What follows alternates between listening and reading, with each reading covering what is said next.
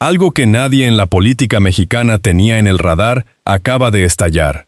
El círculo más cercano a Alejandro Moreno Cárdenas, el famoso Alito, supuestamente fue tocado de frente por la ley, y según fuentes que siguieron el caso desde adentro, el otrora cacique absoluto del PRI no esperó ni 24 horas para plantarse frente a los micrófonos y protagonizar lo que analistas de distintas corrientes ya describen, según sus propias palabras, como uno de los espectáculos más contradictorios que se recuerdan en la política mexicana reciente. No es exageración. No es interpretación forzada. Es lo que quedó grabado, en pantalla abierta, con micrófonos encendidos, sin que nadie lo obligara a decir lo que dijo. Y si crees que ya lo habías visto todo con este personaje, espérate, porque lo que viene en este video te va a dejar con la quijada literalmente en el suelo. Suscríbete a este espacio ahora mismo, porque esto que estás a punto de escuchar no lo vas a encontrar analizado con este nivel de detalle en ningún otro lado. Y apenas estamos arrancando. Lo que supuestamente ocurrió el lunes 10 de agosto del 2026, según información difundida públicamente, es esto. Agentes de la Secretaría de Seguridad y Protección Ciudadana habrían detenido en su propia oficina, ubicada en la alcaldía Benito Juárez de la Ciudad de México, a un individuo identificado como Luis Antonio Espinosa Campos, a quien diversas fuentes vinculan directamente como contador y presunto representante de empresas relacionadas con Emilio Gabriel Moreno, hermano de Alito. La detención habría ocurrido a las 2:40 de la tarde, y de inmediato, el detenido habría quedado a disposición de la Fiscalía Especializada en Combate a la Corrupción del Estado de Campeche. Y aquí comienza todo. Porque lo que Alito dijo en las horas que siguieron, supera, según quienes lo vieron, cualquier libreto de telenovela. Cualquiera. Si esto ya te indigna, no te muevas de aquí, porque todavía no hemos llegado a la parte que realmente duele. Y suscribirte a este espacio es la única forma de asegurarte de estar presente cuando sigamos destapando lo que viene después de hoy. Pero antes de entrar de lleno al espectáculo que supuestamente protagonizó Alejandro Moreno frente a las cámaras, necesitas entender con precisión qué es exactamente lo que según las autoridades campechanas está en juego, porque sin ese contexto, el resto no tiene el peso que merece. De acuerdo con información pública presentada por la organización Mexicanos contra la Corrupción y la Impunidad, la investigación apuntaría a que durante el gobierno de Alito en Campeche, la Oficina de Comunicación Social de ese estado habría realizado pagos por la cantidad de 97 millones de pesos a una televisora denominada Mayavisión. Y Mayavisión, según esas mismas fuentes, habría sido fundada en el año 2016 precisamente por Espinosa Campos, el mismo hombre que supuestamente acaba de ser detenido en la alcaldía Benito Juárez.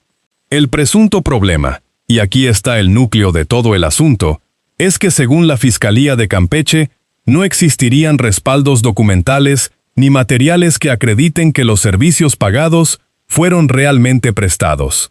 En otras palabras, alguien habría cobrado 97 millones de pesos de dinero público por trabajos que, al menos sobre papel, no dejan rastro alguno de haber existido.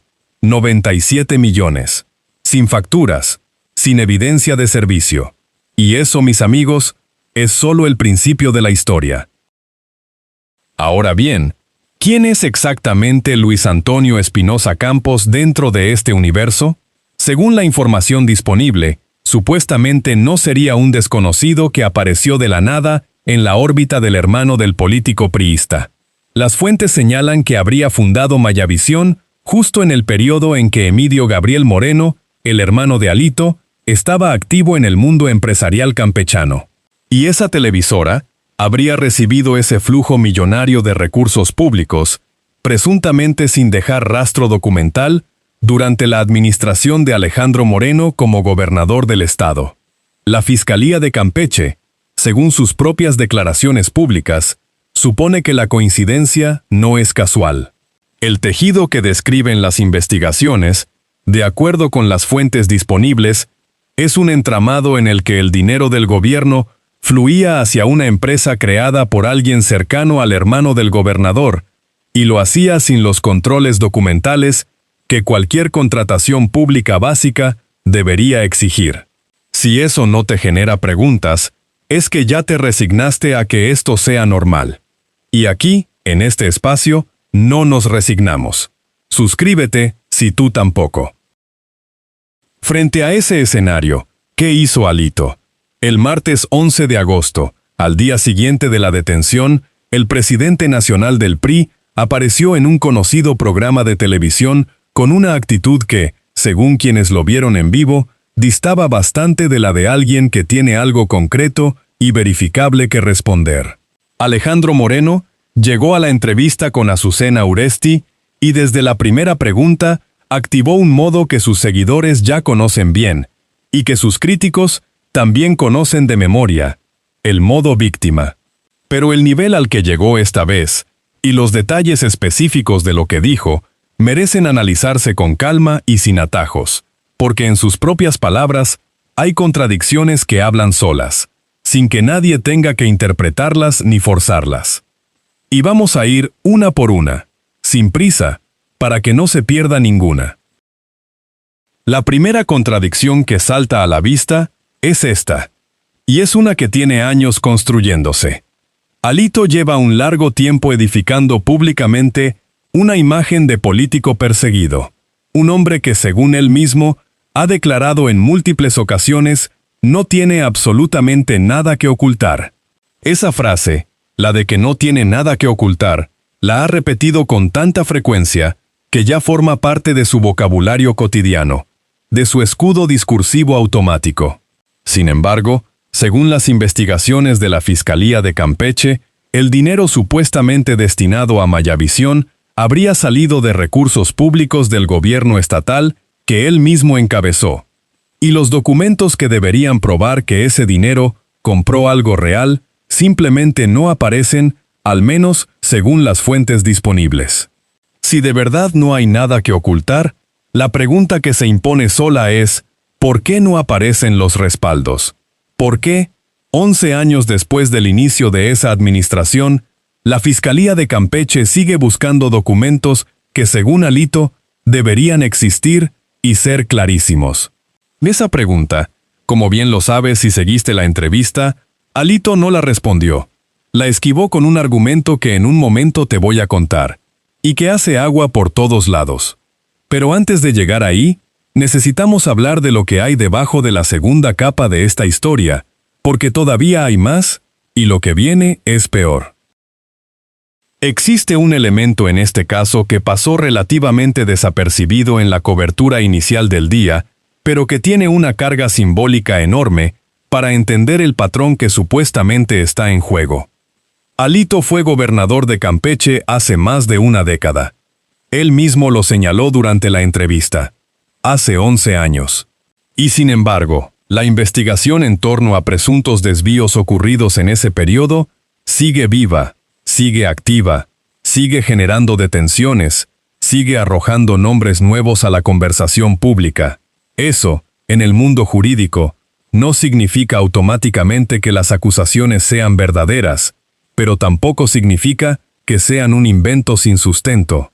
Significa que hay expedientes abiertos, que hay fiscales dedicando tiempo y recursos al caso, y que, al menos según las fuentes disponibles, hay rastros que 11 años después todavía no se han cerrado ni resuelto.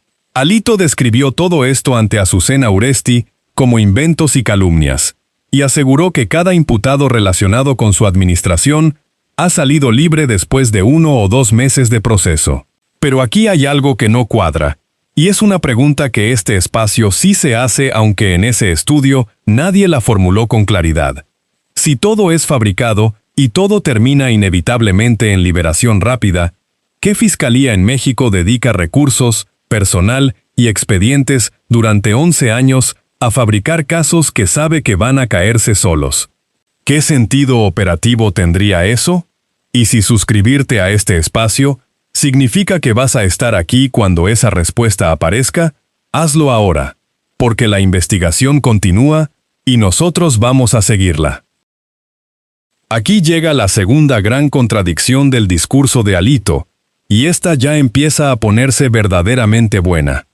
Frente a la conductora, el presidente del PRI lanzó una frase que quedará registrada en la memoria de quienes cubrieron ese día. Supuestamente dijo, con toda la convicción del mundo, que él lleva años enfrentando lo que describió como una cacería de Estado, una persecución sistemática y orquestada desde el poder contra quienes se atreven a hacerle oposición al gobierno actual.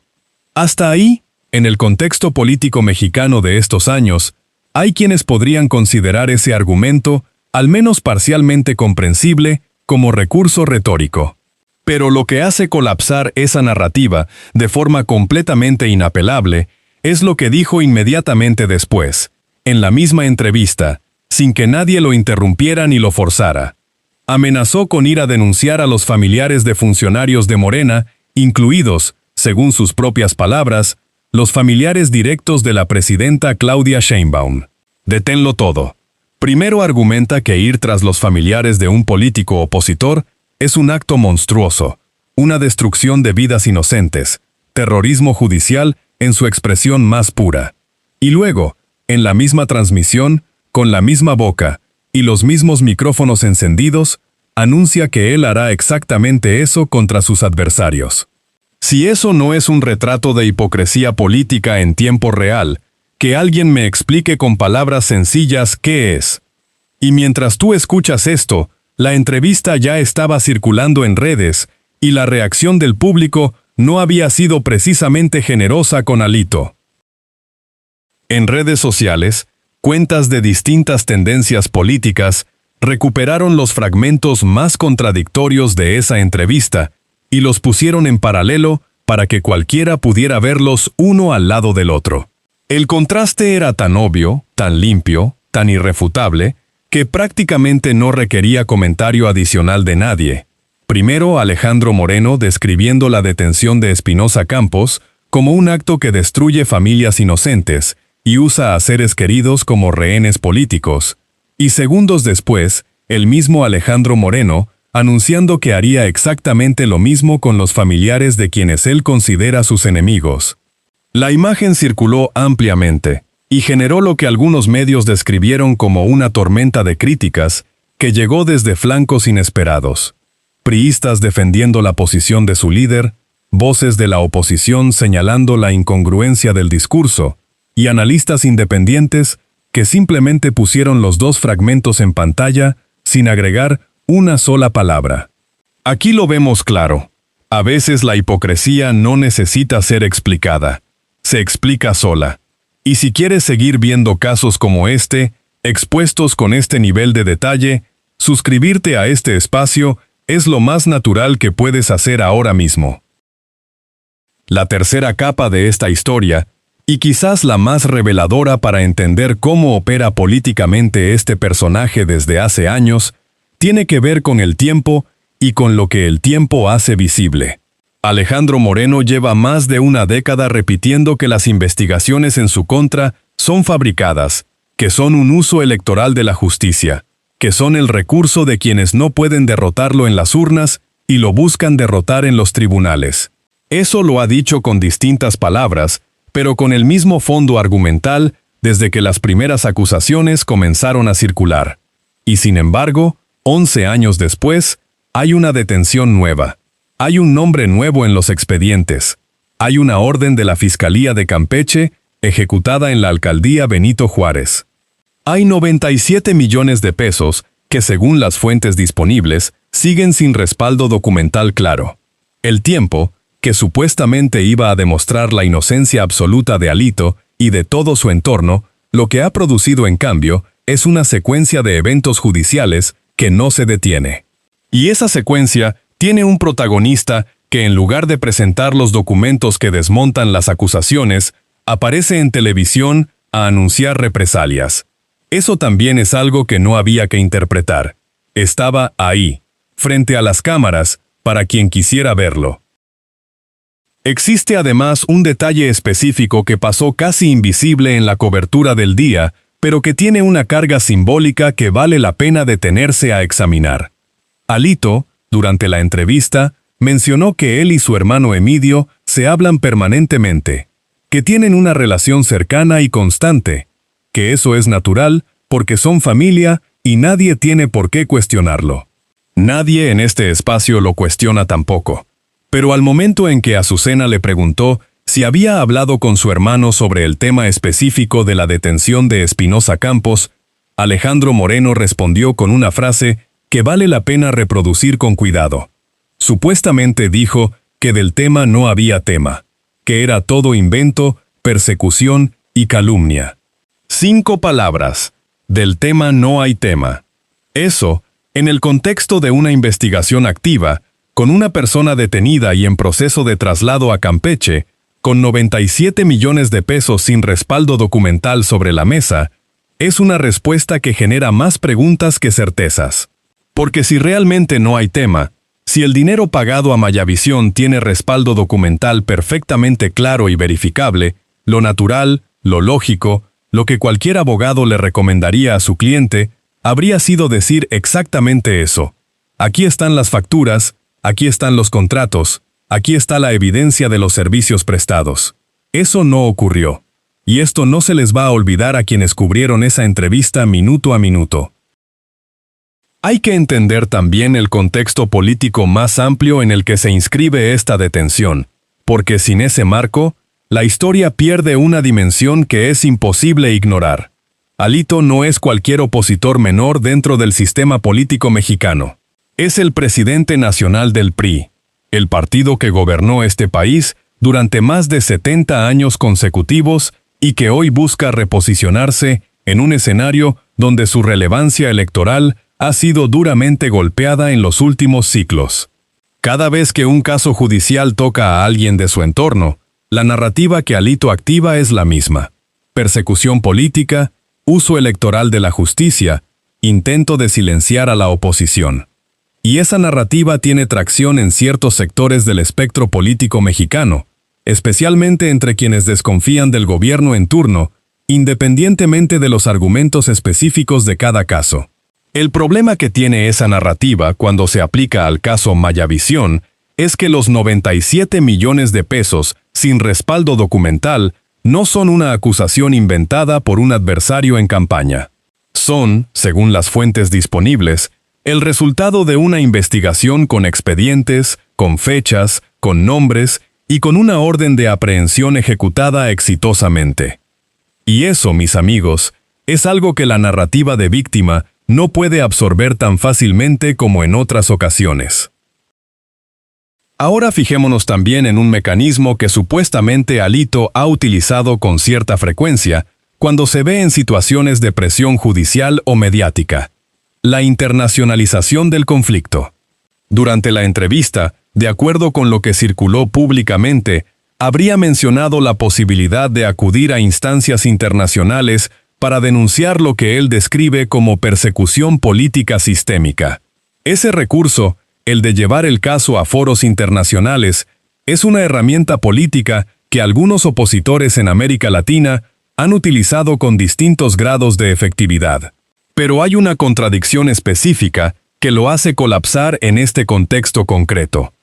Para que una denuncia ante instancias internacionales tenga alguna viabilidad, generalmente se requiere demostrar que los mecanismos judiciales internos han sido agotados o han fallado de forma sistemática. Y en el caso de los presuntos desvíos de la administración campechana de Alito, lo que hay, según las fuentes disponibles, no es un sistema judicial que ha fallado, sino un sistema que sigue activo, que sigue generando detenciones y que sigue buscando documentos que supuestamente deberían existir si los servicios pagados fueron realmente prestados. La estrategia de internacionalización, en ese escenario, suena más a recurso de comunicación política que a ruta jurídica con perspectivas reales.